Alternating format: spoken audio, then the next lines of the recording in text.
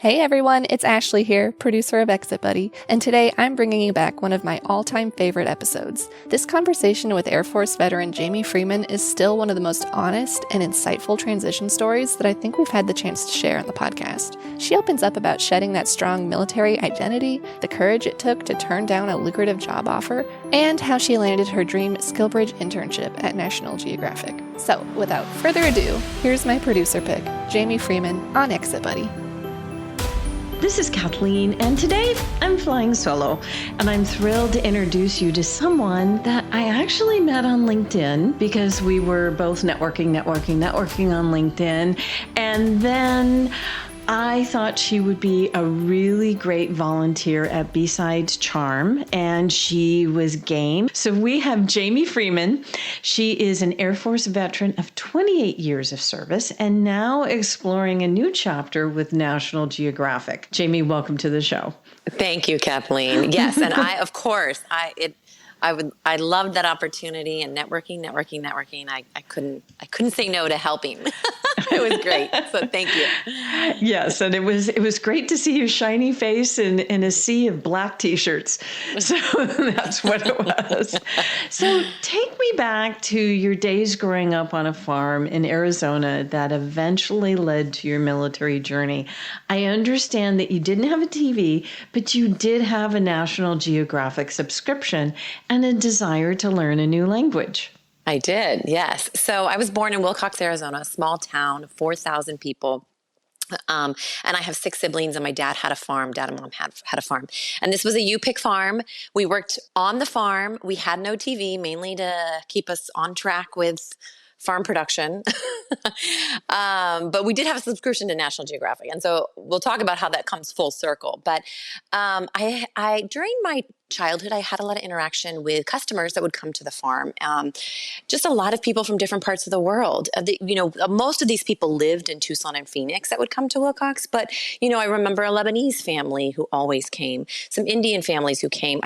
So I got this exposure from different people coming in. And I remember thinking about the Air Force and hearing that I could learn a language. And I was like, yes, I'd love to do that because I was just curious. I was young, didn't know a lot about the world, and was curious. So that was actually the motivation for joining the Air Force, to learn a language. Learn a language. I haven't heard that. I heard, see the world, but I haven't heard learn a language. So talk about your linguistic career. Were there any defining moments? And actually, which languages did you learn?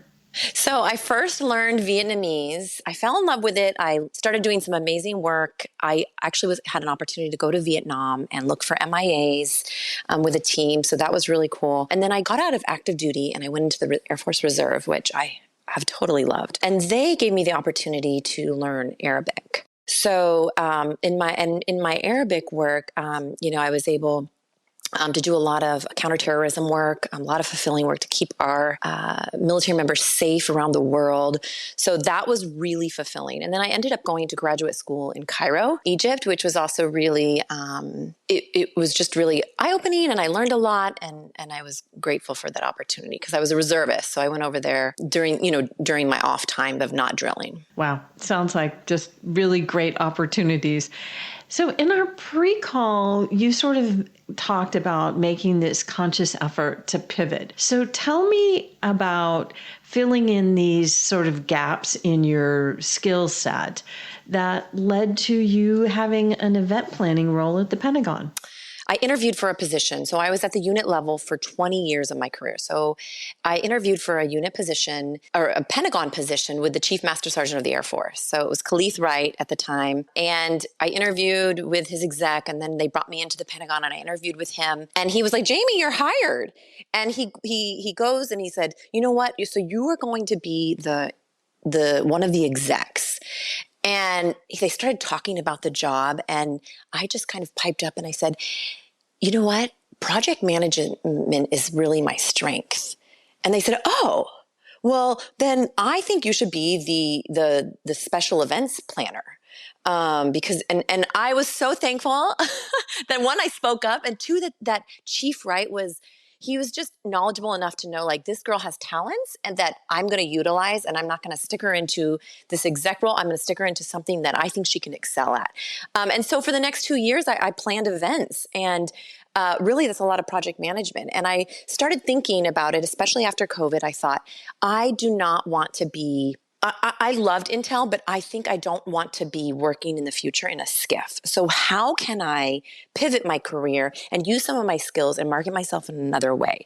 So that's what I started doing. I started marketing more of my project management, event planning, which led me to another job. And then finally my last role. And along the way, I got better at event planning. I got better at project management. So it was a conscious effort in my mind of like, I want to pivot, but then I also need to make sure that my resume is now focused on this new pivot. And that was hard because I was a linguist, right? In Intel.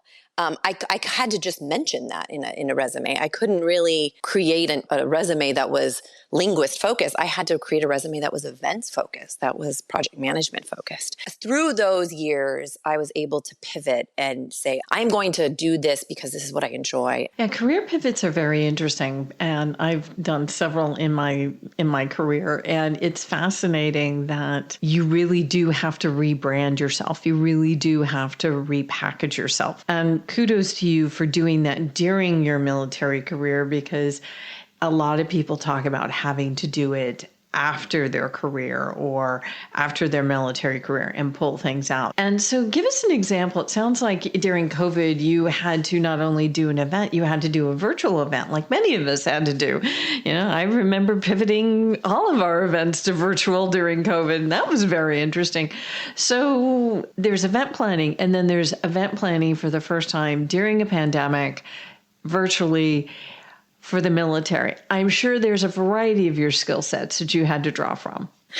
Well, the event that you speak of, a virtual event, was a virtual dinner that we had to plan. And the reason it was the 12 Outstanding Airmen of the Year awards for the Air Force. And I don't know how many years they had done the actual dinner, but that had been going on. The award had been going on with sponsorship or collaboration of AFA, Air Force Association, since 1968, I believe. So it was an event every year that was so important to the Air Force because they were recognizing their 12 airmen who had done exceptional things that year. And so I just remember during COVID, one of the team members on the Chief Master Sergeant and the Air Force staff said, well, we're going to have to cancel it. And in my mind, I was like, we can't cancel this. Like, this is something we've done every year. And so I had seen another exec done something small scale as a virtual event. And I thought, you know what, we're going to have to do this virtual dinner over Zoom. And that's what we did. So I had a great team. We shipped meals over to the airmen all around the world. We got the Secretary of the Air Force on, the Chief of Staff of the Air Force on. We got the Chief Master Sergeant Joe Bass, who was hosting it. We got everybody on, and we celebrated these airmen. We even had a intermission with Max Impact. They had recorded. So it was like entertainment. Now, it wasn't the most ideal. I know, 100% an in-person dinner would have been so much more fulfilling, but it was what we had to do. And I was proud of our team for being so creative and actually making that happen. And I think the 12 airmen were thrilled that they got that, recognition. So let's talk about your military transition, because it was rather recent. It was very fresh in your mind. You had your retirement ceremony in May, and then what you've been sharing all over LinkedIn lately, it was a 31-day RV trip with your family. So first, some highlights from your trip, but also I would assume that this quality family time really sort of impacted the decisions that you were going to make as far as your transition. It did. Thanks for asking. It's something I love to chat about because we had so much fun. My husband suggested he suggested a RV trip around the U.S. Now, mind you, we didn't own an RV. We didn't know really anything about it. So we started our journey and we grabbed the kids. It was perfect. It was summer. I was on leave, and we headed up to Connecticut, then Maine, then we went over to New York, then Niagara Falls, then we headed to South Dakota. We dropped the rig because it was so big, and then we headed over to Montana, Idaho, Wyoming, and then we went back and picked up the rig in South Dakota and came home. And we saw 6 national parks. And it was just such a great time with the family. And, I'd known that I value family and time. But while I was on that trip, I read a book called The 5 Types of Wealth by Sahil Bloom. And it really talks about how you divide your time and your values. And I think during being on the RV trip, reading this book, realizing like that is my value, my family. So how am I going to live authentically to my values of spending more time with my family? Family and time with my family is definitely a value that I'm going to make sure in retirement I do more of. Awesome. So kudos to you on that too. So I understand in your transition timeline that you may have turned down a job offer that would have changed the way that you did your transition.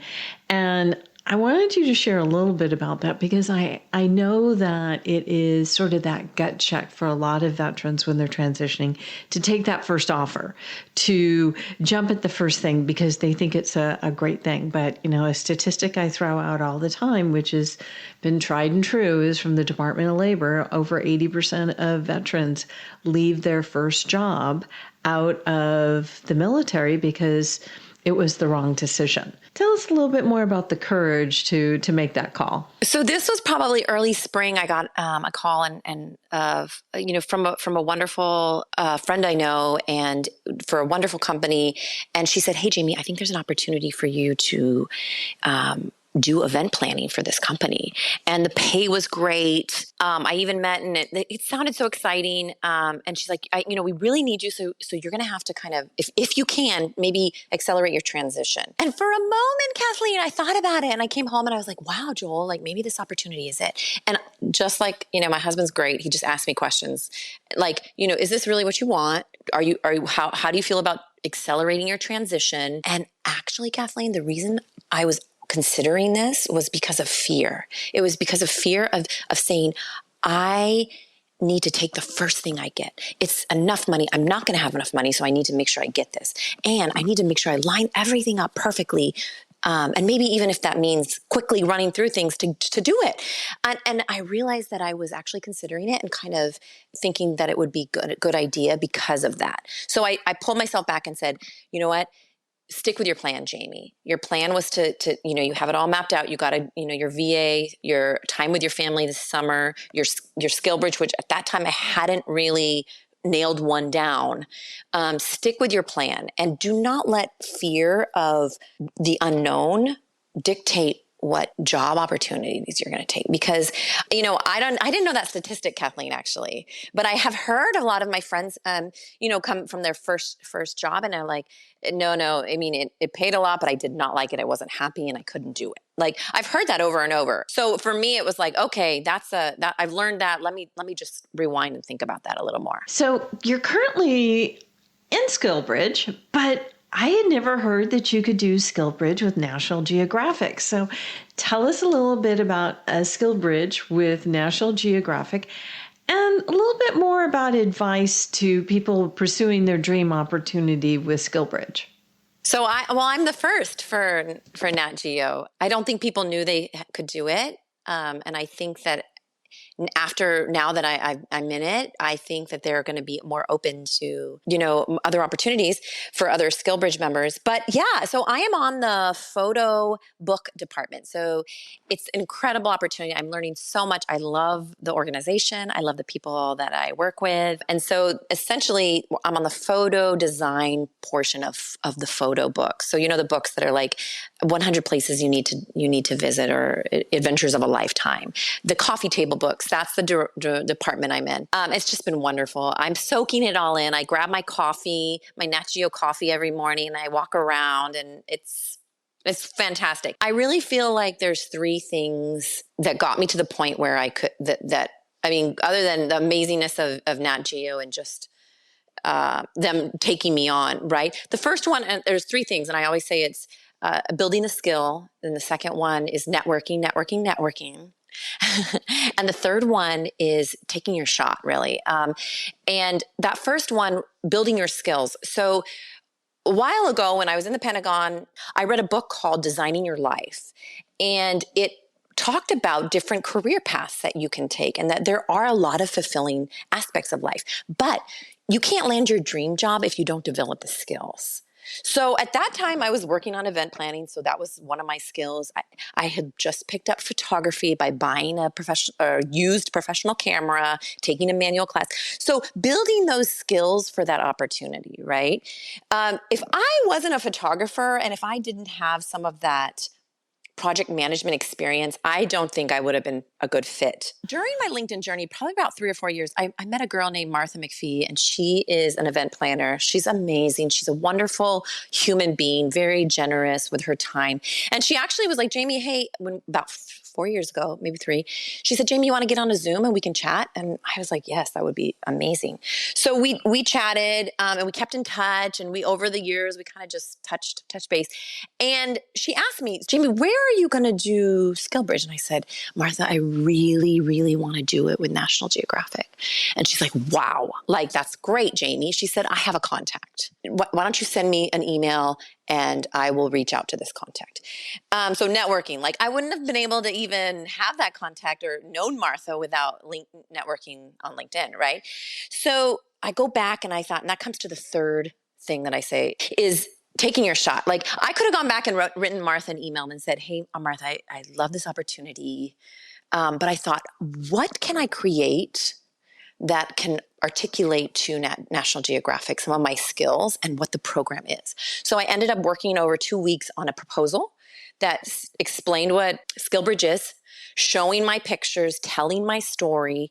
And that was my shot, right? You know, like that elevator pitch that people say to get ready with your elevator pitch. That was it, right? So I needed to make sure that I was ready and I could articulate and show that I could fit in. I was part of this because, you know, a military linguist, if that was it, they probably would have said no.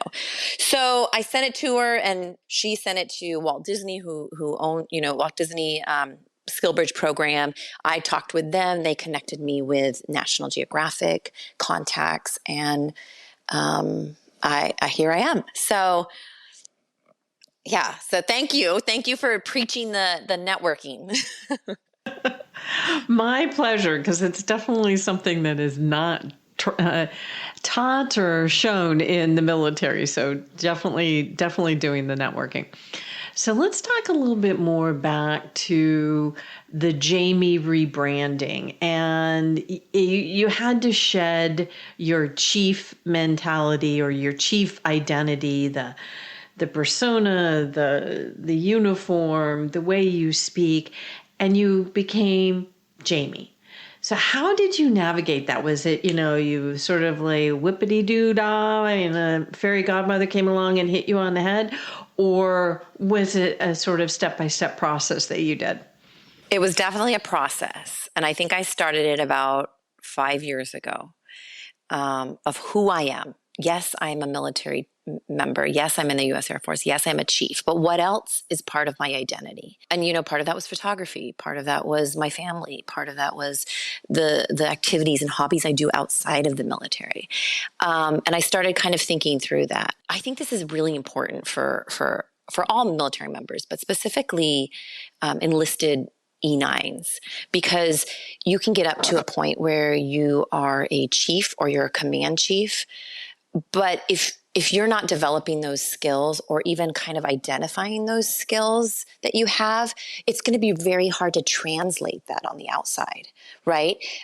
So, hey, I'm a command chief, like you go you tell National Geographic or you tell any company, I'm a command chief, like I take care of people. That is not a skill, and that is what your identity was in the military. And that's what you did in the military really well, but that doesn't translate to the civilian world. So I feel like, you know, to transition and to kind of find those opportunities, you have to figure out who you are outside of being Chief Freeman. And I think that took me a while, but I've always practiced it by, you know, I sign my email Jaimee on emails, like even in the military. I thought I had to think outside of that because I knew that one day I would be out of the service and just Jaimee. So. Just Jaimee. That's great. So, what would be, it sounds like you have a lot of really great advice, and it's been great that you've shared so much of it here. But what is one last piece of advice you haven't shared that you would really love to impart on the transitioning service member who may be listening? Well, it's probably a little bit more of the same. Finding your identity, finding your skills, those two, as you transition and start early, right? Find out do some serious soul searching. What makes you happy? What do you really want to do? And start that early, right? Start that 4 years out. What do I really want to do? What do I need to get to get there? And when you can do that, I feel like your transition is going to be a lot easier. Also, I really relied on the people who I saw that transitioned how I wanted to transition. So I have a friend, her name is Shamika. She got out and started a master's and now is on to her PhD. She took time, and she'd always just say, I'm taking this year to figure out. She was in school, so, she had that time, but I felt like that was the way that I want to transition, is giving myself time. Not everybody's in that situation or can financially. But if you can, don't let fear or make you rush into something. Take your time, figure it out. And then when things start coming to you, it'll become much clearer why you did that. Jaimee, this has been great, and it's always great to see you. So thanks so much for sharing your story, and thanks so much for joining me today. Thank you, Kathleen. I really appreciate you and all you do for our veterans. Always great to talk to an inspiration and an inspirational person who talks about their passion. And I love Jaimee's story, talking about her passion of seeing the world, meeting new people, realizing that she had a passion for photography, and then being able to take her shot and put together a proposal to get her dream job as a SkillBridge intern at National Geographic. What a story. So that's it for today. Be sure to share our episode with your fellow service members, hit follow for more stories, and keep carving out your own path. See you next time.